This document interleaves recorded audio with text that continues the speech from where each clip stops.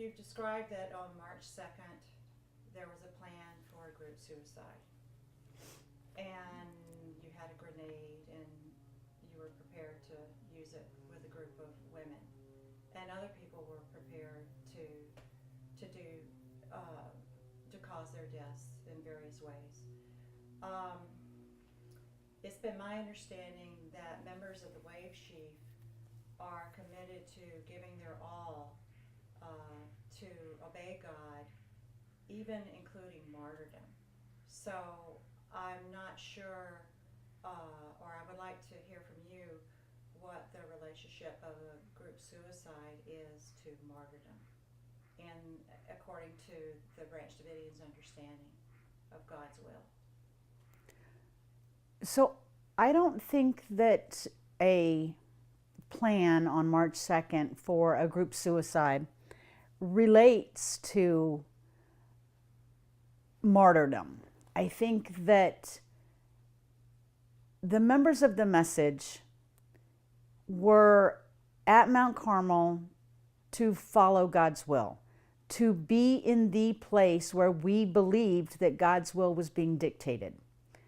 Whether God's will advised that we do one thing or another, as long as we were following God's will, then we were to be included in that Wave Sheaf. That could have been, go play an instrument and be a part of a band. It could have been go cook breakfast for 100 people. It could have been go to work and go to town and have a job and whatever you make, bring it back and help the community survive. Or on the case of March 2nd, it could have been, if the word is given, then we're going out in a wall of flame and we're going to be translated to heaven all together at the same time. And if we weren't all in the right place, then we might have to take those matters into our own hands so that we could all be part of that same group. Killing ourselves with the grenades or guns that we had at hand were just methods for us all to die at the same time, to die together as a group, because being translated doesn't necessarily mean becoming something else as much as it means leaving your personal body.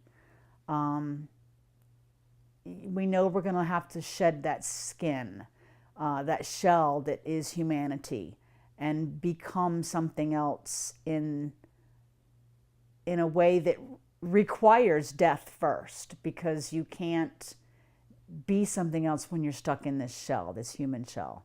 So I don't think there was any feeling of, oh, I'm going to be a martyr amongst the group. I don't think that that's part of the thought process. Part of being a Wave Sheaf is not to say I would give my all up into and including martyrdom. I think it's more of, for us, I will give my all to do God's will, period, end of story, whatever that is.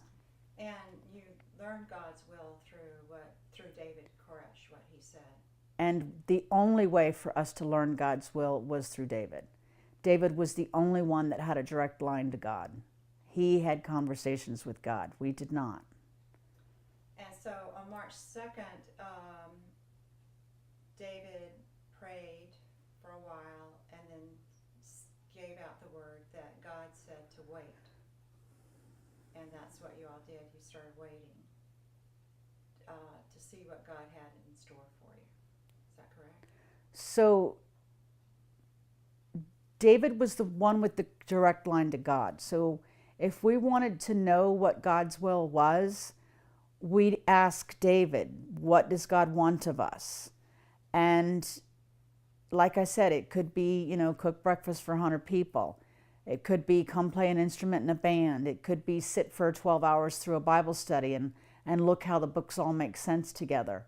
But if God had a conversation with David on March 2nd and said to wait, then that's what we were waiting to hear. And when we heard that that was what the communication was, then everything had to change, because God said to wait.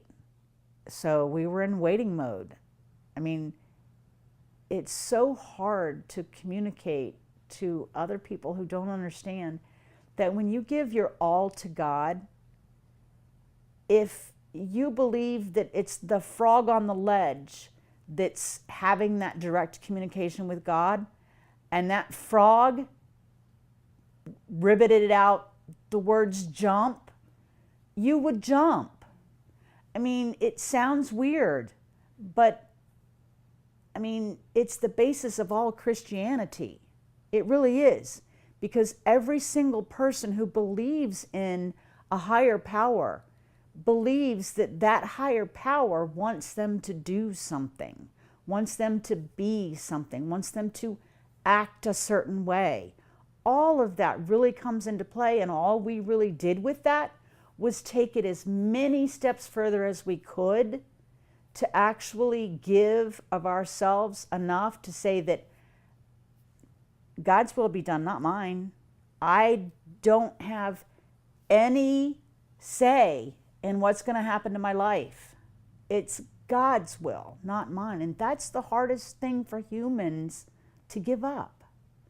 But that's what we were doing, was testing our ability to do exactly that and give up our own human right to make decisions. Give it to God.